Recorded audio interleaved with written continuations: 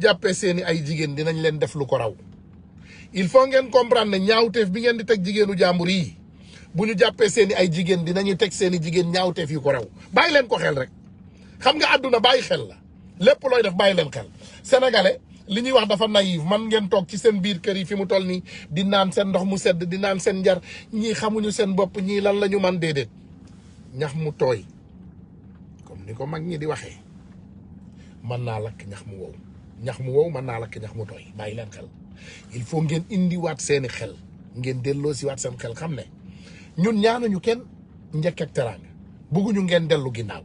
bëgguñu ngeen arrêté on veut que vous continuer dañu bëgg ngeen continuer lii combat la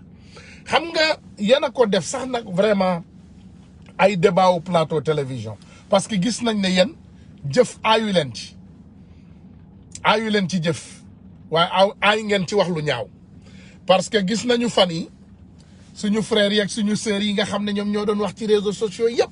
amin pas réseaux sociaux yi mais ci télé yëpp jàpp nañ leen denc leen ba pare defar seen i équipe waxtaan ak seen i ay mercenaires léegi lan mooy am débat benn boor indi ay waa APR teg leen ci plateau télévision yi ñuy jël ay ñaawteef suba ba guddi jot di ko teg ay doomu aadama yoo xam ne mënuñoo défendre seen bopp maanaam débat wu benn boor loolu la ñu yaakaar au moins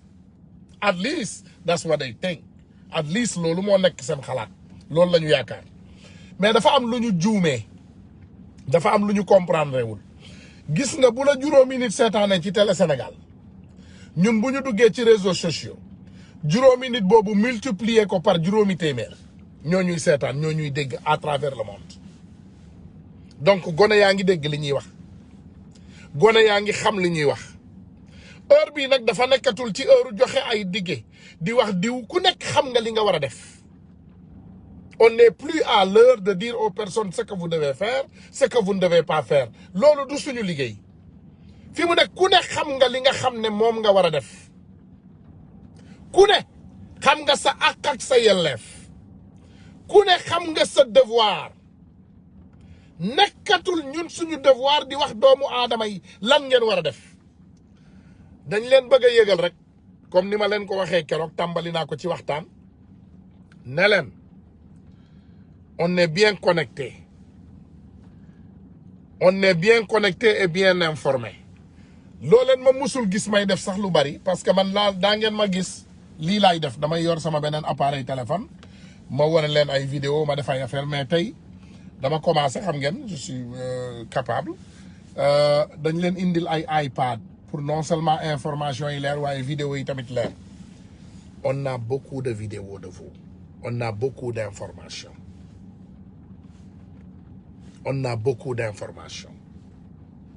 li ñu am ci information bis buñ ko génnee lépp Sénégal day toj day tàkk sa ngànnaay yëpp doo ko génnee je vous garantis dañ leen garantiral rek ne bis bu ñu paree keroog bu ñu tàmbalee wax rek day am ñoo xam ne di ngeen gis ñu xaru am ñoo xam ne di ngeen gis ñu génn dëkk bi ba faaw dootuñ dellusi il faut ngeen dugal loolu ci seen ay cervelle il faut ngeen xam ne on est prêt à tout ñun guerre la ñu woote ñun wootewu ñu négociation wootewu ñu waxtaan wootewu ñu dialogue déedéet nous on appelle à la guerre ñun résistance la ñuy woote il faut ngeen xam ne Sénégal tollootul ci moment wu neexal moment wu discute déedéet dépassé nañu boobu étape Macky Sall dafa am lu mu yaakaar ne loolu la ràññee ci sénégalais yi nee na sénégalais dafay coow rek waaye du def dara dafa defe ne daf ñu xam il pense qu'il nous connaît waaye li mu juum mooy Sénégal dafa am benn peeru sénégalais bu bees te leen am na de waa APR xam nañ ko dinaa leen dégluloo benn vidéo tout à l'heure benn audio bon avant may yegg ci audio boobu je vais venir sur le cas Ousmane Sonko ministre de la justice dafa def benn tojange te ci la dëkk mi ngi nii affaire Sonko boo leen ko xoolee ministre de la justice dafa def tojange léegi tojange boobu dinaa leen ko liiral comme on vous le dit, un crime n'est jamais parfait. dafa ne vraiment mu ne moom bi muy yëgal Macky Sall la nga xam ne mu ne l'affaire Ousmane Sonko a été dinaa leen liiral li nga xam ne moom mooy tuuti ci waxtaan bi ñu ne avec le garde des Sceaux, ministre de la Justice, il ne faut jamais s'attendre à mieux. Monsieur Malick Sall nous habitue à faire des gaffes à chaque fois qu'il doit se mettre au devant de la scène. Quelle mouche a donc pu piquer Monsieur Malick Sall pour déclarer lors de la plénière à l'Assemblée nationale au moment du lever de l'immunité parlementaire du leader du PASTEF,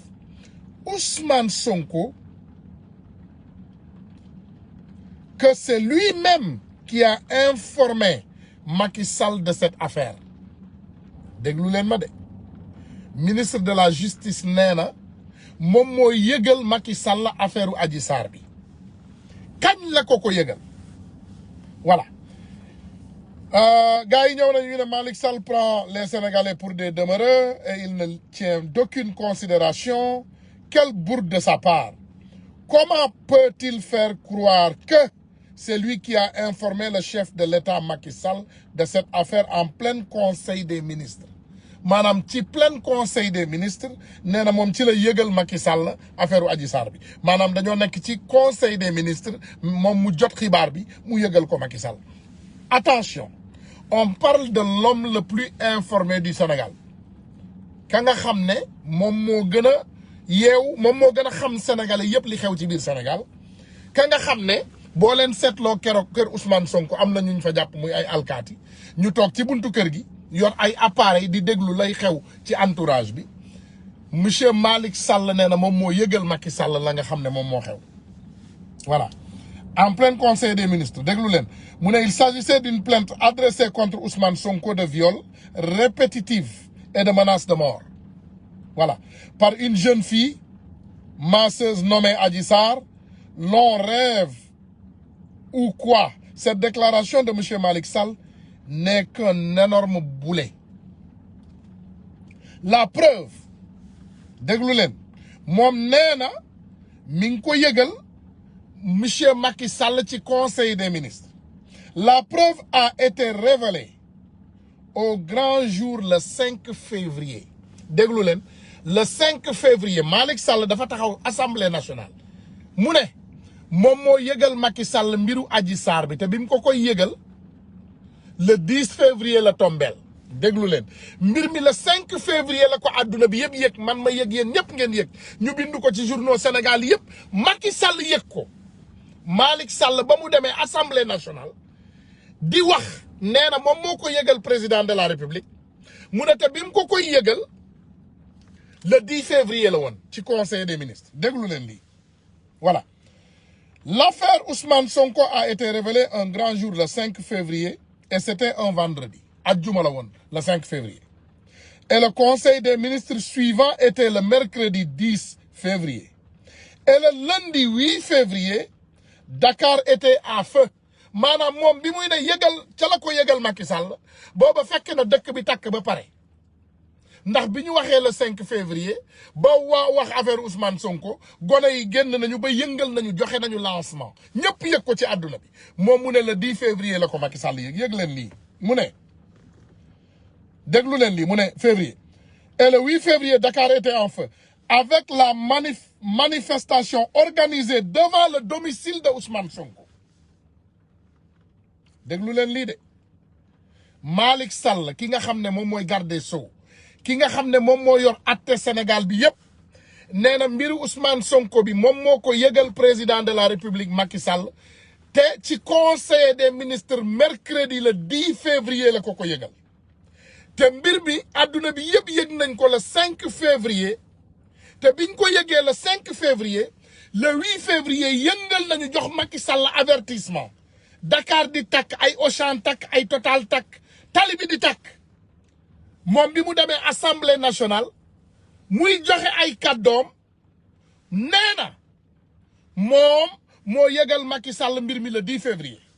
donc yéen a ngi gis fii incohérence boo xam ne moom la ñu jonkonteel comme on vous le dit un crime n'est jamais parfait ndax bu fekkee ñun ñëpp bàyyi nañu xel dinaa leen indil photo yooyu assemblée nationale photo yi ñu fa génnee dañu dem xooli benn non mais c'est extraordinaire ñàkk yeewu nag dafa am loo xam ne da koy wàññi lu bari ci doomu aadama dañu dem xooli benn photo boo xam ne boo leen fàttale ko ñu bari ñu ngi doon circuler ak ay photo ñu mel ni ay Cheikh Yérim violeur sec xam nga doomu aadama nee na dinaa leen wax dara y a un mot anglais ñu ne misery love company misère dafa bëgg xarit misère dafa bëgg compagnon quelqu'un qui est en misère day bëgg keneen nekk en misère mooykatu yàlla day bëgg am yeneen mooykatu yàlla pour mu dëggal mooykatu yàlla sàcc day bëgg yeneen sàcc pour mu dëgëral sàccam reykatu nit day bëgg yeneen reykatu nit pour mu mën a dëggal moom reykatu nitam mais li ci am solo la preuve l'affaire Ousmane Sonko a été révélée le 5 février et c'était un vendredi et le conseil des ministres suivant était le mercredi donc ñu ne et le lundi 8 février Dakar était en feu avec la manifestation organisée devant le domicile de la tête de file du PASTEF Ousmane Sonko. Donc tout ceci s'est passé avant le tenue du conseil des ministres du 10 février et voilà monsieur Malick Sall veut nous faire croire tout bêtement que c'est lui qui a informé de cette affaire de personnages qui passent pour être le mieux renseigné de ce pays des conneries. Le ministre de la Justice veut faire croire qu'avec tout le tollé qu'il a eu dans cette affaire, le président de la République n'a pas été mis au courant que le 10 février, lors de la réunion du Conseil des ministres. Monsieur Malick Sall veut certainement nous faire croire que l'homme le mieux renseigné du Sénégal, a une agence de renseignement en panne. Donc Malick Sall lim ñu yëgal mooy renseignement généraux Sénégal dafa panne doxul. Donc avec monsieur Malick Sall, ces bourdes ne doivent pas être une surprise. Il vient pour couronner le tout de jeter le discrédit sur le suivi de l'info par le président de la République. xam nga ñun dañu nekk ci ab réew donc ab réew nag boo fa nekkee te ay saay-saay jiite la donc dafa mel ni dañuy dem ba incohérence maanaam li ñuy wax ñu ne le ridicule ne tue plus maanaam ñàkk jom reyatul Sénégal xam nga avant dans un monde normal doomu aadama doomu gor am na loo xam ne boo ko tegee day bëgg a xaru day bëgg a rey boppam mais nous on comprend que le ridicule ne tue plus au Sénégal léegi damay ñëw ci waxtaan yi nga xam ne moom moo am solo tey parce que defe naa umpul kenn ci li nga xam ne moom la ñu nekk di doxal keroog dañu invité El Malick mi nga xam ne moom mooy gune Pastef bi nga xam ne moom moo yor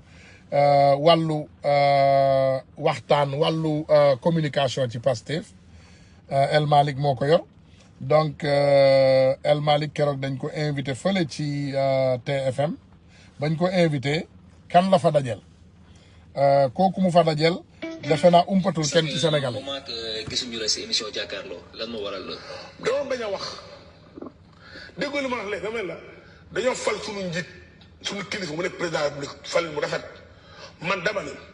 ba wax jotee wax naa man li ma doon wax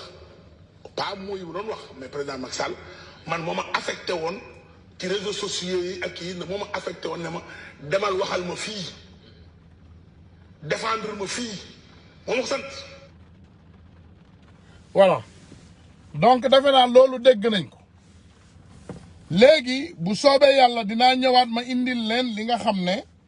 moom Birima Ndiaye wax na ko fële ci TFM parce que bu ñu nekkee ci ab réew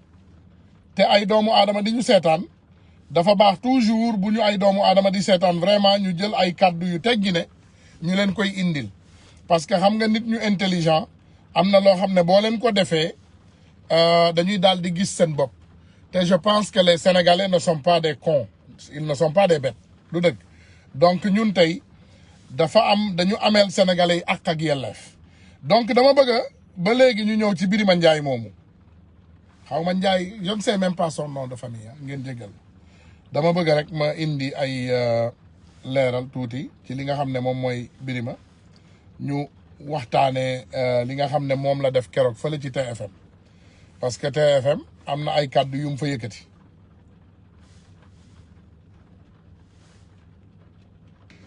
la dem porte ji plainte Ousmane Sonko. déglu la quand il a porté plainte gendarme ni ko yow c'est tellement grand ami. gars yi jéggal leen ma de donc dama bëgg ngeen déglu lii bu baax dama bëgg ngeen déglu ko ngeen bàyyi ci xel nag bu baax a baax ok da ngeen di ubbi seen nopp ngeen préparé dafa am loo xam ne dañ ko bëgg a dégloondoo. man elle m'a dit que 1 mois avant li ma doon ko maa ko assumé la dem porte ji plainte Ousmane Sonko avant ce jour de deux quand il a porté plainte gendarme ni ko yow c'est tellement grand amee-nous des preuves foofu la problème bi nekk. quand on s'est allé le deux xam nga ni on l'attendait pour chercher des preuves. mieux Aïssa va parler man elle m'a dit que 1 mois avant li ma doon ko maa ko assumé la dem porte ji plainte Ousmane Sonko avant ce jour de deux. quand il a porté plainte gendarme ni ko yow c'est tellement grand amee-nous des preuves foofu la problème bi nekk. quand on s'est allé le deux xam nga ni on l'attendait pour chercher des preuves. mieux Aïssa va parler man elle m'a dit que 1 mois avant li ma doon ko maa ko assumé la dem porte ji plainte Ousmane Sonko avant ce jour de deux. quand il a porté plainte gendarme ni ko yow c'est tellement grand amee-nous des preuves foofu la problème bi nekk. quand on s'est allé le deux xam nga ni on l'attendait pour chercher des preuves. mieux Aïssa va parler man elle m'a dit que 1 mois avant li ma doon ko maa ko assumé. dama ko bëgg a répéter 10 fois pour ñi fi nekkul ñu dégg ko ñi soog a ñëw aussi ñu partagé waat. gendarme ni ko yow c'est tellement grand amee-nous des preuves foofu la problème bi nekk. quand on s'est allé le deux xam nga ni on l'attendait pour chercher des preuves. mieux Aïssa va parler man elle m'a dit que 1 mois avant li ma doon ko maa ko assumé la dem porte ji plainte Ousmane Sonko avant ce jour de deux.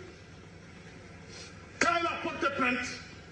gendarme ni ko yow c'est tellement grand amee-nous des preuves foofu la problème bi nekk. quand on s'est allé le deux xam nga ni on l'attendait pour chercher des preuves. yaa xayti naar yi lii la ñuy ne yaa xayti defe naa alla bonni loolu lañ koy waxee ci tukuleur lii la ñu dégg lii ñun ñoo ko déggandoo foofu nga xam ne moom mooy TFM Birima Ndiaye nee na moom wax na ak Adji Sarr mbir mi du complot nag ngeen jéggal ma rek de du complot lii mbir mi amul benn complot ci biir maanaam lépp dafa jaar yoon benn doomu sénégalais rek bu porté plainte beneen doomu sénégalais donc amul dara loo xam ne complot la ci dégg nga dama bëgg ngeen déggee ma xel déglu leen fi may waxee mu leer amul benn complot amul benn affaire gouvernement benn waay la ñu am mu ne moom Macky Sall moo ko yónni ne ko demal waxal ma fii ma ñëwaat ci jarul may delluwaat ci loolu defe naa loolu sénégalais yëpp dégg nañ ko Macky Sall moo ma yónni ma waxal ko fii ma dem moo ma yónni ma waxal ko fii voilà Birima nee na moom moo wax ak Adji Sarr nee ko dem na porter plainte déglu leen li may wax am na ay juristes yi ñuy déglu Adji Sarr ne ko dem na porter plainte gendarmerie ne diw de daf may siif te répétitivement daf ma siifaat ma gendarmerie ne ko yow li ngay wax dafa grave trop gendarmerie nationale sénégalaise yéen a ngi déglu de Birima nee na yéen seen capacité de travail ndax man li ma dégg ci nit ñu baax ñi nee nañu gendarmerie Sénégal dafa xarañ lool am xam-xam lool am éthique di liggéeyee ci njub seen aqulaay taalaa di ko teg ci yoon Birima Ndiaye nee na moom dafa wax ak Adji Sarr ne ko yéen gendarmerie nationale moom ñëw na ci yéen pour porter plainte ne ah Ousmane Sonko daf may siif nit ki nga xam ne moom mooy opposant bi gën a mag ci Sénégal ci patron wu Birima Ndiaye moomu di ko yónni ci réseaux sociaux yi léegi mu ne bi mu ñëwee bi mu waxee gendarmerie dañ koy siif gendarmerie ne ko ah yow tuuma gi ngay wax rëy na maanaam gendarmerie jëluñu plainte am demuñu ko yóbbu wutal ko certificat de médical xool ndax nit tëddee na ko am déet gendarmerie defuñu benn enquête dafa ñëw rek wax loolu rek ñu ne ko demal wuti preuve maanaam man mi amul benn xam-xam boo ñëwoon léegi nga ne ma nit siif na ma damay ne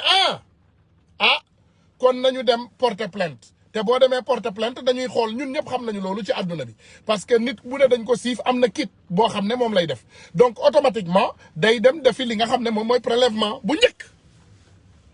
mais gendarmerie deful dara dafa ñëw rek ñu ne ko li ngay wax rëy na demal indi preuve donc Adji Sarr delluwaat ba le 2 ana Ousmane Sonko kañ lay ñëw kañ lay ñëw voilà pour mu am preuve ne Ousmane Sonko daf ko doon siif extraordinaire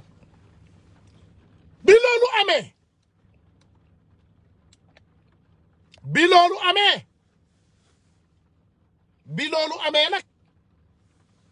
gendarmerie nationale def gars yi indi seen plainte boo xam ne aussi ngeen jéggal ma yéen a ngi dégg kàddu yi carte d'identité dafa am ñaari carte d'identité bu carte électeur boo xam ne APR ñoo ko defaraloon ak benn carte d'identité boo xam ne mineur la ci woon maanaam 2008 la ci juddu 2008 bu ci juddoo maanaam ay atam mi ngi tolloo ci fukki at ak ñett maanaam def ko mineur muy violation de mineur waaye bu mbir mi takkarnaase ñoom ñu jëlaat beneen xibaar bu bees ubbiwaat beneen dossier bu bees dossier bi ñu judduloo ci Adji Sarr te lii attention sama xarit yi dama bëgg lu ma bëgg a leeral léegi ngeen xam ko kii wax ak yéen nii man Ousmane Tounkara laa tudd ci jàngu français sama njàng CM2 la yem CM2 laa yem ci njàngu français te CM2 boobu ma yem ci jàngu français man maa Moussa nekk premier de ma classe ñi nekk waa Vélingara ñu ngi may dégg je suis toujours premier de ma classe dama nekk nag autodidacte mooy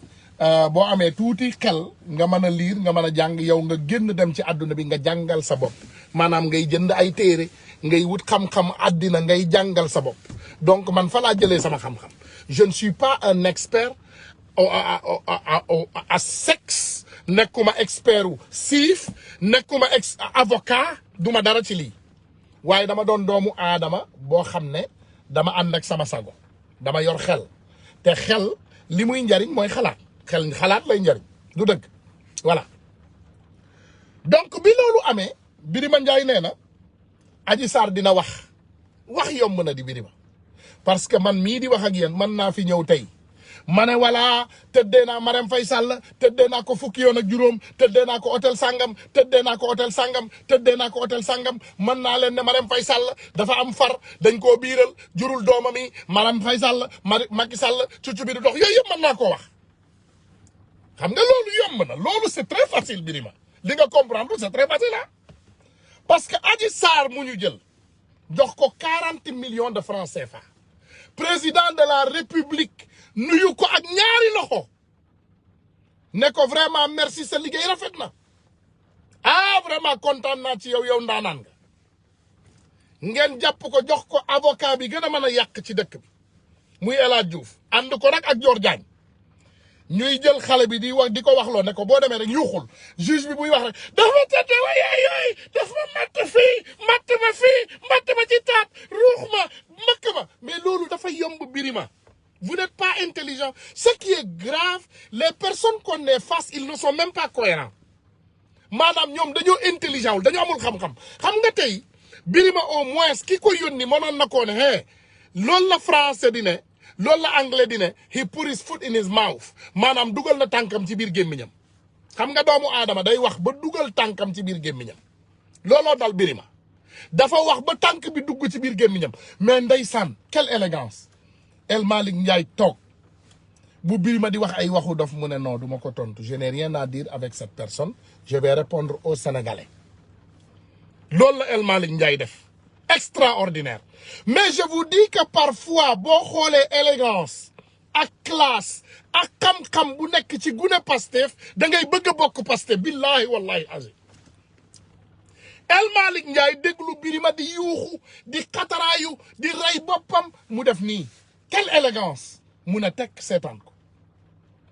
Birima di xataraayu di yuuxu di capperlu parce que pour moom en réalité mi ngi nax sénégalais yi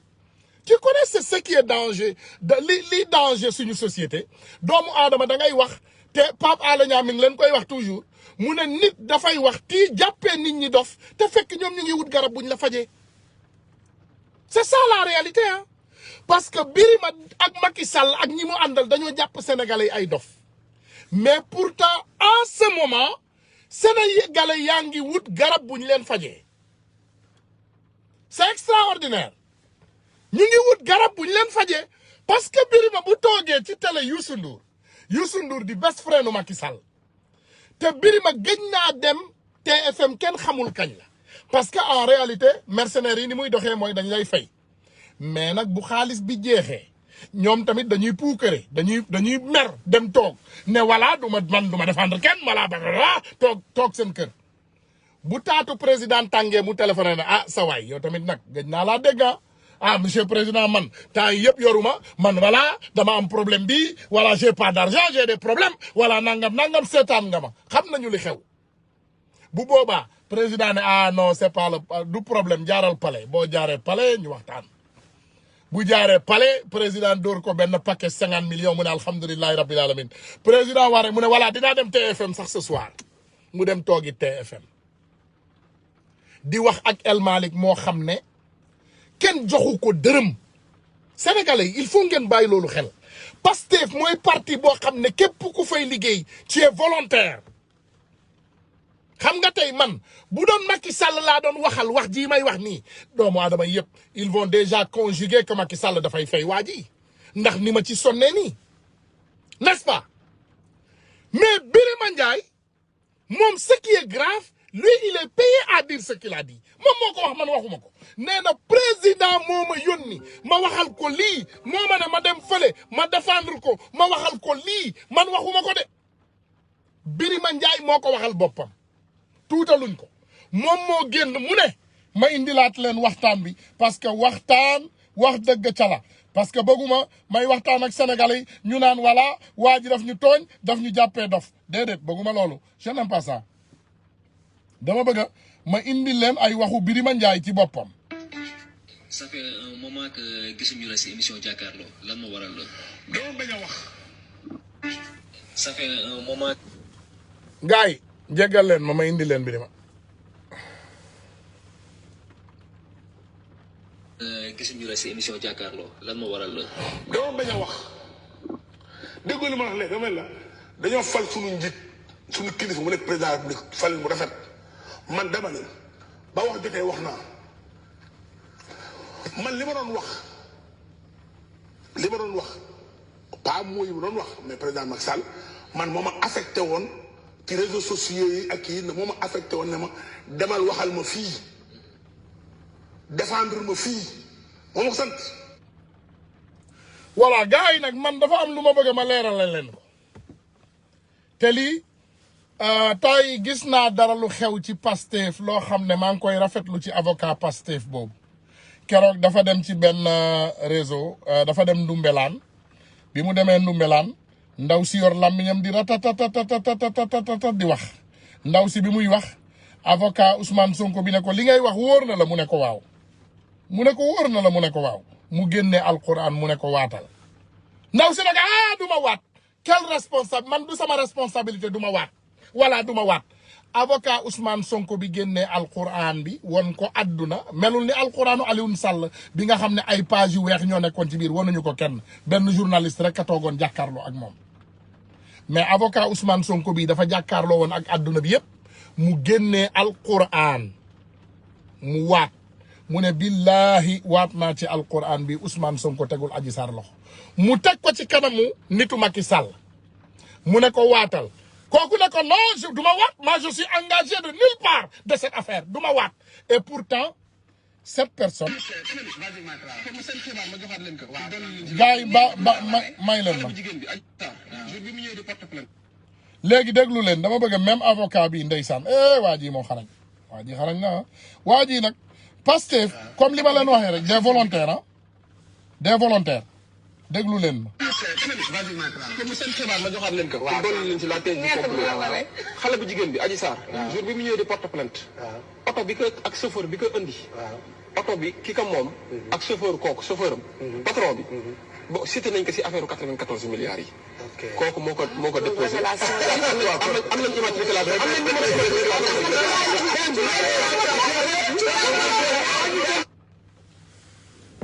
du bii de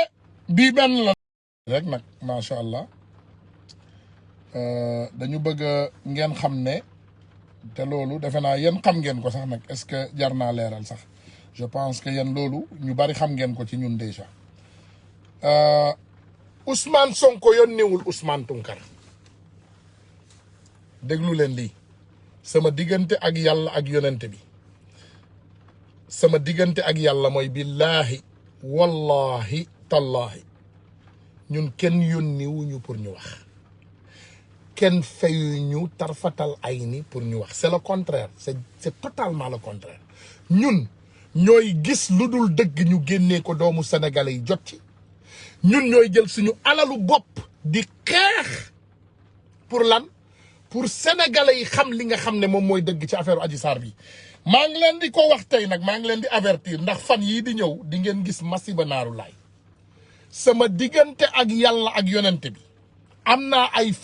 scandale yoo xam ne ci affaire Adji Sarr bi am naa ci ay leeral yoo xam ne ci affaire Adji Sarr bi billahi wallahi tallahi boo leen ko déggee di ngeen bàyyi àddina ci affaire Adji Sarr bi am na ay nit yu ci impliqué wu ay kilifa yu ci impliqué wu affaire bu garaaw a garaaw a garaaw a garaaw a garaaw a garaaw Sénégal nag dafa doon ab réew moo xam ne je pense que am na luñ ci jot a mën a wax mais dama leen bëgg a indil vidéo bii nga xam ne jéggal leen ma parce que problème bi ma am mbir mi dama ci xaw a bees bii nii xam nga bu ñuy ne manipulation des masses Omar Faye te loolu dama ko bëgg a lancer dama koy cof parce que xam nga nit bu amul benn njariñ ci dëkk bu mérité wul dara doo perte temps bu bari ci moom Omar Faye lëndëmal Sénégal mi nga xam ne tey moom moo toog fële ci plateau Bougane Gueye Dany bi Omar Faye lëndëmal Sénégal mi toog ci plateau Bougane Gueye Dany bi Omar Faye boo leen ko laajee magam xam nga moo tax ñu leen di ne toujours problème bi dafa rëy le grand frère de Omar Faye tëj nañ ko ci siif maanaam ci li nga xam ne moom mooy violé au moins 4 fois grand frère Omar Faye bu mu bokkal ndey ak baay tëj nañ ko ci siif au moins 4 yoon ba 5 yoon ci violé donc ñoom dañu xam loolu gis nga baayu Omar Faye moo tax ñu ne la apples don't fall far from the tree maanaam pomme du wodd lu sori taatu garab gi baayu Omar Faye mel na baayam mi ko jur train bi daan rombal gerte bi Rufisque laaj leen ko waa Rufisque moom dina xam li ñuy wax baayam moo doon nit ñooñu di tëb di yéeg ci kaw train bi di sàcc ci gerte gi xam nga ko ñooñu mënuñoo kooku mënul bokk ci famille bu baax donc am nañu ci moom ay dossier on le connaît mais bi gën a grave mooy Omar Faye est un mercenaire mais du mercenaire u Macky Sall xam nga doomu aadama yi lu bari dañ koy réeree mbir Omar Faye n'est pas un mercenaire de Macky Sall déedéet Macky Sall dafa am mercenaire am tey ki nga xam ne moom mooy Birima kooku mercenaire u Macky Sall la ak yeneen journaux yeeg télé yi ay Yakham Mbaye ak ñoomin seen ñooñu ay mercenaire u Macky Sall lañu Omar Faye c'est un mercenaire boo xam ne moom dafa yor agence de mercenaire moom maanaam dafa yor bikam ak xalimaam ak làmmiñam bu doomu aadama nekkee ci jafe-jafe ak doomu aadama day xool ki nga xam ne dafa sàcc ki nga xam ne moo tooñ te yor kappor day dem seeti ko waxtaan ak moom ne ko boo ma fayee ma défendre la moom noonu lay doxee. Regardez ce danger déglu leen ma encore pour Omar Faye. Omar Faye mi nekk foofu ci Sen TV muy lëndëmal Sénégal mu tuddee boppam leeral Sénégal déedéet lëndëmal Sénégal la tudd Omar Faye. xam nga li muy def day xaar ñaari doomu aadama yu am jafe-jafe ku mel ni Tahirou Sarr ak Ousmane Sonko yorul ay koppar yu mu jox doomu aadama day indi ay leeral bu indee ay leeral doomu aadama yi newul kenn gëm ko wala nga bañ koo gëm dafa ne nga dem gëstu ko te saa boo ko gëstoo doo ci mën a dindi lu tolloog tarfatal ay ni parce que Ousmane Sonko nous a parlé de 94 milliards il nous a parlé de Tahirou Sarr il nous a parlé de Mamour Diallo. Tahirou Sarr bi mbas mi amee dafa bind chèque 1 milliard jox ko président de la République du Sénégal Tahirou Sarr lan lay liggéey ba am 1 milliard. Tahirou Sarr ñun ñi ko xam bi muy mujjee ñëw Amérique dafa doon def trafic de visa dañ ko refoulé ci aéroportu Amérique bii dañ ko delloo Sénégal nee leen Tahirou Sarr mu dagg billet Sénégal nee leen ko Tunkara nee na ay milliardaire la xam nga milliardaire moom bu fekkee daf ma bëgg a fenloo suba mën naa dagg billet jël jabaram ne maa ngi dem vacances ci Amérique te ñëw Amérique bokkul ci ay destination wu Tahirou Sarr parce que dañ ko jàppoon ci trafic de visa donc kooku mënta jékki-jékki doon milliardaire suba amul loolu yenuwul maanaa xam nga ne ñun on sait que loolu yenuwul maanaa donc Tahirou Sarr jël 1 milliard jox ko Macky Sall Tahirou Sarr bi ko Ousmane Sonko waxalee lii ba léegi moom ak Mamour Diallo dañu activer lépp luy réseau defkatu ñaawteef ak ay nitu defukatu lu bon ñu jël leen def lan ne leen dañoo bëgg a daaneel Ousmane Sonko à tout prix dinaa leen wax dara de yéen a ngi toog di wax Adji Sarr di wax ce jeune mbay la ngeen yaakaar ne le complot c'est entre Adji Sarr voilà le jeune mbay Macky Sall lalul complot bii ngeen jéggal samay kàddu nag Macky Sall gars yi dañu defar seen complot ba pare ñu présenté ko mu kontaan lool mu yaakaar ne atu lañ ko indil moom xamul ne ay nilaar ñoo ko wër liñ ko indil baaxul mi ngi mel ni nga toog sa kër man je suis businessman xam naa li ma leen di wax nit ñëw ne la dama lay jaay diamant nga ne ko bon mu ne la waaw am naa diamant bu baax mu ñëw ne la diamant baa ngi nii yow gëstuwuloo diamant bi nga yëkkati sa 1 milliard nga teg ko ci loxoom nit ki dem ba mu demee yow nga soog a jël sa appareil nga ne da ngay contrôler diamant bi moo dal Macky Sall Macky Sall gars yi dañ ko indil lii nga xam ne moom mooy tappale bii biñ ko indilee ñu tegal ko sur la table gëstuwu ko sax alhamdulillahi rabbil alamin cay li ma doon war a ngi nii Ousmane Sonko mi ma sonal amal nañ ma ko ay waay man fa ma jëm laa ilaha illallah muhammad jàppi leen ko ngeen indil ma ko Macky Sall lii la wax loolu moo tax ngeen di dégg ñu ne leen plainte bu njëkk ba parce que Adji Sarr c'est bel et bien que peut-être jéem nañu d'abord bu njëkk jéem a paraxe def benn plainte parce que mënuñu woon jàpp Ousmane Sonko ci benn délit Ousmane Sonko jegewul laalewul donc duñu am preuve léegi bi ñu mënul am preuve ba mënuñu am preuve comme ni ko Birima waxee bu